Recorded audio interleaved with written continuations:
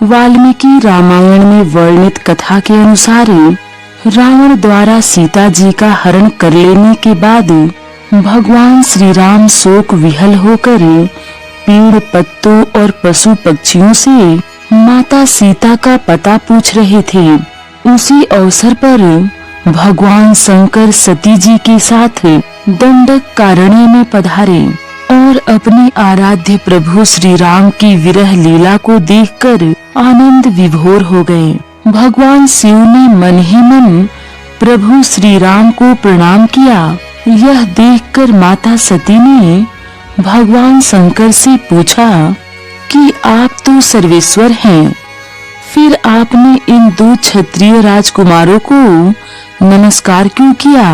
वे दोनों तो इतने अज्ञानी हैं कि वृक्षों से सीता का पता पूछ रहे हैं। तब भगवान शंकर ने कहा, देवी, ये मनुष्य नहीं बल्कि पर ब्रह्मा ही है। साधुओं के कल्याण और दुष्टों के संहार के लिए प्रभु श्री राम के रूप में अवतरित हुए हैं। इनके छोटे भाई शेषावतार हैं।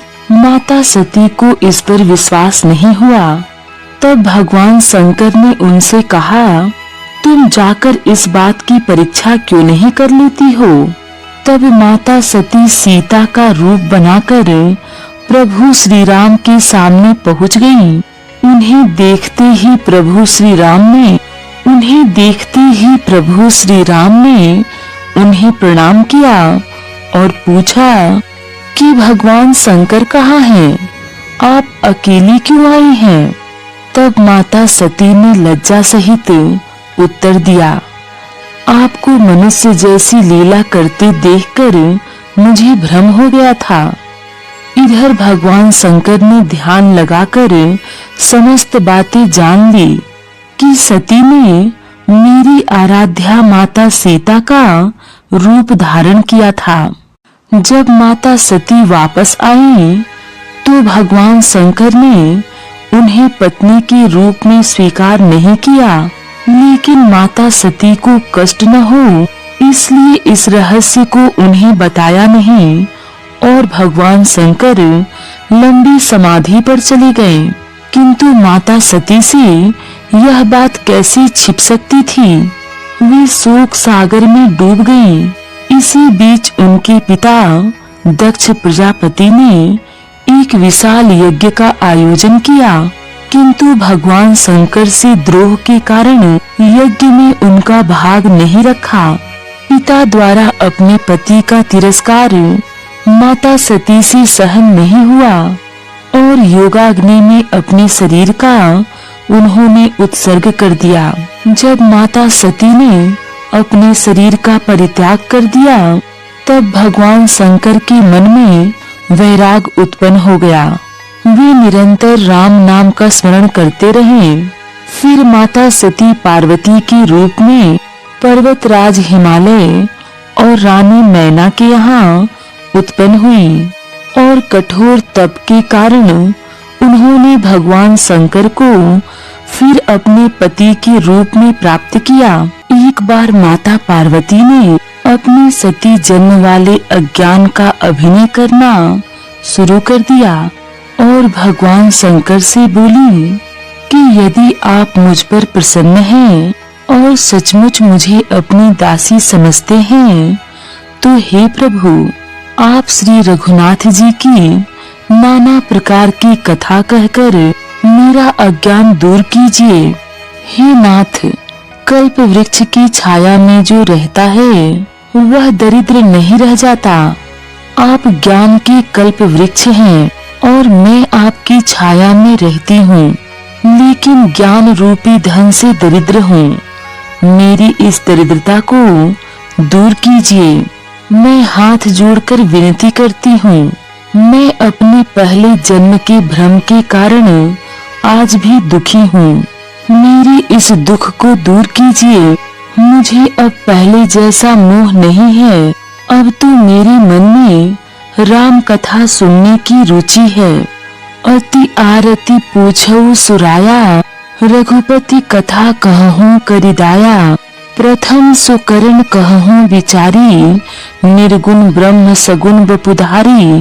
पुनि प्रभु कहूँ राम अवतारा, बाल चरित पुण्य कहूँ उदारा। कहूँ जथा जानकी विवाही, राज जता सो दूषण काहि।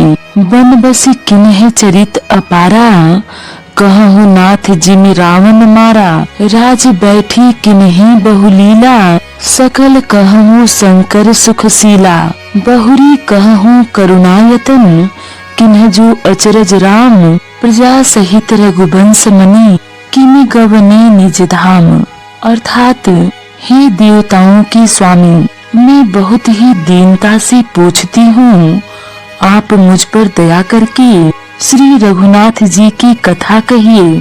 पहले तो वह कारण विचार कर बताइए जिससे निर्गुण ब्रह्मा सगुण रूप धारण करता है। फिर श्री रामचंद्र जी की अवतार की कथा कहिए तथा उनका उद्धार बाल चरित्र कहिए। फिर जिस प्रकार उन्होंने श्री जानकी जी से विवाह किया वह कथा कहिए, और फिर यह भी बताइए कि उन्होंने जो राज्य छोड़ा वह किस दोष के कारण छोड़ा। फिर उन्होंने वन में रहकर जो अपार चरित्र किए तथा जिस तरह रावण को मारा वह सब कहिए। हे सुख स्वरूप प्रभु, फिर आप उन सारी लीलाओं को कहिए जो उन्होंने राज्य सिंहासन पर बैठकर की थी। फिर वह अद्भुत चरित्र कहिए जब प्रभु श्री राम जी प्रजा सहित अपने धाम को गए। माता पार्वती भगवान शंकर से आगे कहती हैं कि आपने बताया था कि दशरथ नंदन श्री राम ब्रह्म हैं। मैंने परीक्षा कर उन्हें ब्रह्म ही पाया, किंतु कुछ ऐसे प्रश्न हैं जिससे बुद्धि में संतोष नहीं होता। जैसे ब्रह्मा को अजन्मा कहा जाता है, किंतु श्री राम तो महाराज दशरथ और कौशल्या से जन्मे हैं, फिर वे अज कैसे हुए? माता पार्वती कहती हैं, ब्रह्म को ज्ञान रूप कहा जाता है, किंतु श्री राम तो पेड़ पौधों और पशु पक्षियों से सीता का पता पूछ रहे थे। हे खग मृग हे मधुश्रेणी, तुम्ह देखी सीता मृग नैनी। क्या उन्हें यह भी ज्ञान नहीं था कि पेड़ पौधे और पशु पक्षी उनके प्रश्न का उत्तर नहीं दे सकेंगे?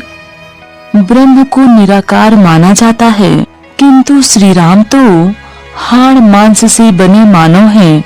ब्रह्म अमर होता है, किंतु दशरथ नंदन श्री राम तो पृथ्वी पर थे, किंतु आज नहीं है। ब्रह्म व्यापक माना जाता है। श्री राम यदि ब्रह्म होते तो वे व्यापक होते। फिर महाराज दशरथ को उनके वियोग में मरना नहीं चाहिए था। इसके अलावा प्रभु श्री राम के और भी जो अनेकों रहस्य हैं उनको कहिए। आपका ज्ञान अत्यंत निर्मल है। हे प्रभु, जो बात मैंने न भी पूछी हो उसे भी छिपाकर न रखिएगा। वेदों में आपको तीनों लोकों का गुरु कहा है। माता पार्वती के सरल सुंदर और छल रहित प्रश्न भगवान शिव के मन को बहुत अच्छे लगे और भगवान शंकर के हृदय में सारे रामचरित्र आ गए। प्रेम के मारे उनका शरीर पुलकित हो गया और नेत्रों में जल भर आया। माता पार्वती ने अज्ञानता का ऐसा उत्तम अभिनय किया कि भगवान शंकर को उनके अज्ञान पर तरस आ गया और उन्होंने मीठा व्यंग करते हुए कहा, एक बात नहीं मोहि सुहानी, यद्यपि मोह बस केहू भवानी। तुम्ह जो कहा राम को आना, जी ही श्रुति गाँव धरि ही मुनि ध्याना। कहि सुनहि अस अधम नर ग्रेसी, जी मोह पिशाच पाषंडी हरि पद विमुख, जानहि झूठ न साच। अर्थात, हे पार्वती, एक बात मुझे अच्छी नहीं लगी, यद्यपि वह तुमने मोह के वश होकर ही कही है।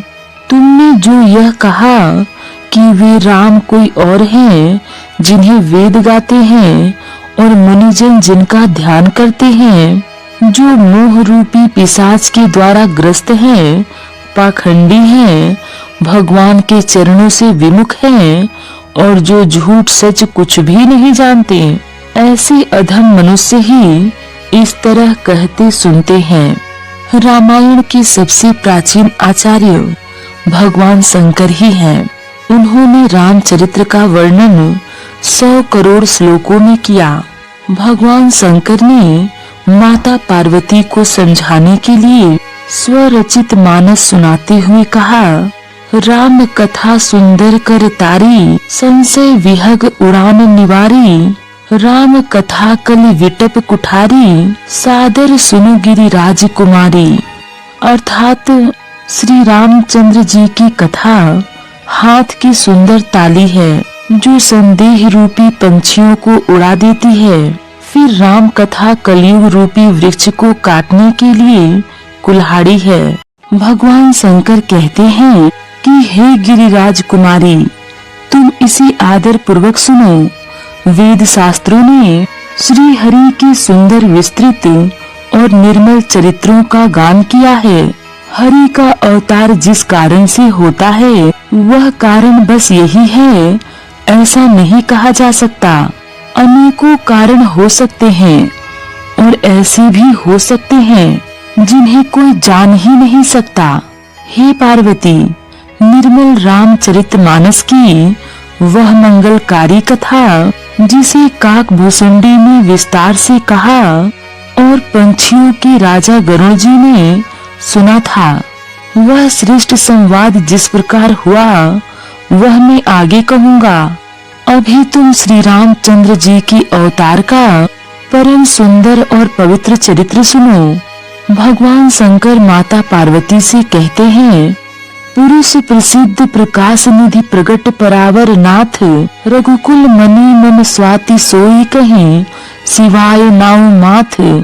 अर्थात जो पुरुष पुराणों में प्रसिद्ध हैं, प्रकाश के भंडार हैं, सब रूपों में प्रकट हैं, जीव माया और जगत सबके स्वामी हैं, वे ही रघुकुल मणि श्री रामचंद्र जी मेरे स्वामी हैं। ऐसा कहकर शिव जी ने उनको मस्तक नवाया। राम सचिदानंद दिनेसा, नहीं तह मोह निशा लवलेसा, सहज प्रकाश रूप भगवाना, नहीं तह पूर्ण विज्ञान विहाना।